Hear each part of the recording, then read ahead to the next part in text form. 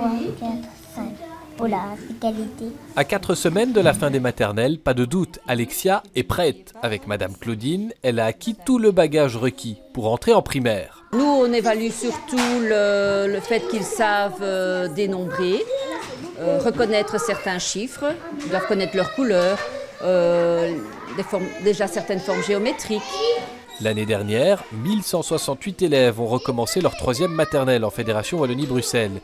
Le cas se présente parfois ici à Schaerbeek, mais le directeur est globalement sceptique sur l'impact de l'échec scolaire. Pour l'enfant, je ne pense pas qu'il soit capable de se rendre compte du fait qu'il reste en 3e maternelle, vu que c'est une autre structure. Et puis de toute façon, il reste joué, donc il est content.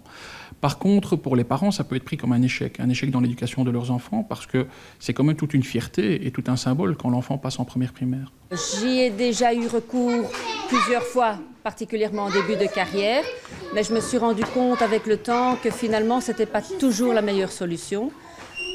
Si les enfants ont des difficultés réelles, parfois les difficultés restent et donc c'est plutôt un encadrement particulier qu'il leur faut et pas spécialement un redoublement. Voilà pourquoi Joël Milquet veut réformer et limiter l'échec en fin de maternelle à des cas qualifiés d'exceptionnels. Ce que nous voulons, c'est qu'il n'y ait plus de redoublement trop systématique ou pour des raisons qui n'en sont pas, parce que toutes les études démontrent qu'après, c'est très handicapant pour l'élève et que tous les experts confirment que le maintien maternel n'est a priori pas une bonne solution. La ministre fait notamment référence à une étude de 2012 selon laquelle plus de la moitié des élèves recalés en fin de maternelle redoubleront encore avant la 4e primaire.